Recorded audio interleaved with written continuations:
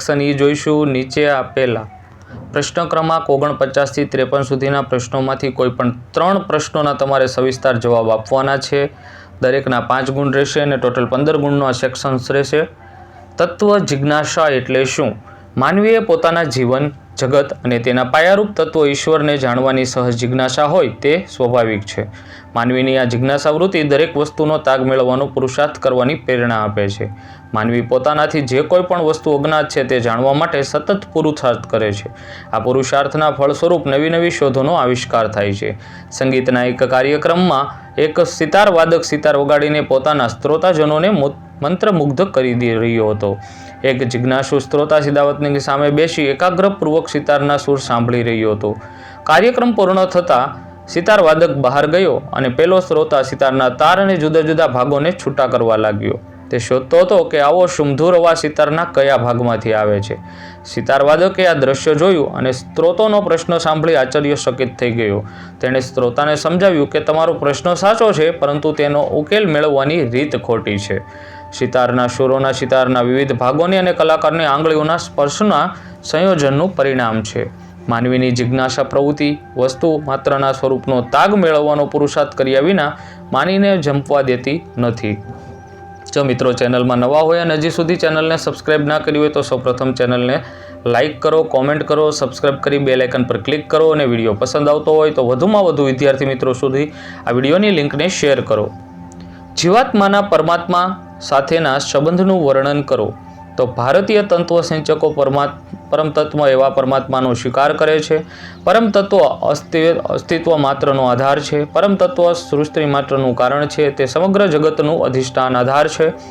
જીવાત્માના પરમાત્મા સાથેના સંબંધની સમજૂતી નીચે પ્રમાણે છે। જીવાત્માને પરમાત્માનું અવલંબન આધાર છે, પરંતુ પરમાત્માને જીવાત્માનું અવલંબન નથી, કારણ કે પરમાત્મા જીવાત્માના સંપૂર્ણપણે સ્વતંત્ર છે। પર એક જીવાત્મા પરમાત્મા અંતર્યામી રૂપે વસેલો છે અને એ પરમાત્માની અંતર્યામી શક્તિને લીધે જીવાત્માનું અસ્તિત્વ, જ્ઞાન અને ક્રિયા શક્ય બને છે।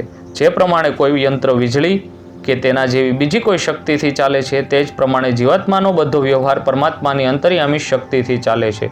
તફાવત માત્ર એટલો છે કે યંત્રોને જેમ ચલાવવામાં આવે તેમ ચાલે છે, જ્યારે જીવાત્મા પરમાત્માની શક્તિનો ઉપયોગ કરીને પોતાના સ્વતંત્ર સારા કે ખરાબ કર્મો પ્રવૃત્ત થઈ શકે છે। વધુમાં વધુ વિડીયો આપણી યુટ્યુબ ચેનલની અંદર એક પછી એક ક્રમશઃ મુકાઈ જશે। જોવાનું ચૂકતા નહીં। તમારા મિત્ર સર્કલ સુધી શેર કરવાનું ભૂલતા નહીં, જેથી એ પણ પરીક્ષામાં સારા માર્ક્સ મેળવી શકે।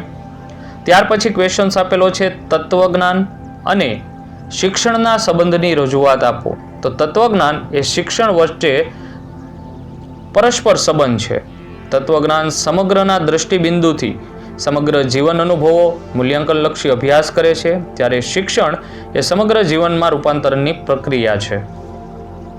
ત્યાર પછી ક્વેશ્ચન્સ આપેલો છે ભારતની દૃષ્ટિએ સત્ય જ્ઞાનના સોપાનો વર્ણવો। તો ભારતીય ચિંતનમાં આત્મા, પરમાત્મા વગેરે સૂક્ષ્મ તત્વોનું સત્ય શાંત થઈ શકે છે। આ સત્ય જ્ઞાન આપોઆપ સહજ રીતે દરેક વ્યક્તિને એકાએક થઈ જતું નથી। ભારતીય તત્વચિંતકોએ આત્મત્વ અને પરમત્વના જ્ઞાન સુધી પહોંચવા માટેનો ચોક્કસ ક્રમ નિશ્ચિત કર્યો છે, અને આ ક્રમના મુખ્ય 3 સોપાનો છે। 1 શ્રવણ, 2 મનન અને ત્રીજું છે એ છે નિદિધ્યાસન। ત્યાર પછી ક્વેશ્ચન છે આપણો તત્વજ્ઞાન એ માનવીની જીવન દ્રષ્ટિએ છે, સમજાવો। તો દરેક માનવી જાણે અજાણે તત્વજ્ઞાની હોય છે। દરેક માનવીને પોતાની આગવી જીવન દ્રષ્ટિ કે મૂળભૂત માન્યતાઓ હોય છે। માનવી પોતે સ્વીકારેલી માન્યતાઓ કે સિદ્ધાંતોને અનુસાર વર્તન કરે છે। તેમનો જીવન વ્યવહાર તેને સ્વીકારેલી માન્યતાઓ અનુસરતો હોય છે અને તેની માન્યતાઓની એ એમની જીવન દ્રષ્ટિ છે। દરેક માનવીએ સભાનપણે કે અભાનપણે કેટલીક મૂળભૂત માન્યતાઓ સ્વીકારેલી હોય છે, અને આ માન્યતાઓ ધર્મ, નીતિ, કલા, કુટુંબ, સમાજ, રાજકારણ, કેળવણી વગેરેના જીવનમાં વિવિધ ક્ષેત્રોને લગતી હોય છે। આવા જ વિડીયો ક્રમશઃ એક પછી એક અપલોડ થઈ જશે। જોવાનું ચૂકતા નહીં। ત્યાં સુધી નવા વિડીયો માટે થોડી વેઇટ કરો। લાઇક કરો, કોમેન્ટ કરો, શેર કરો, સબસ્ક્રાઇબ કરો। Thank you.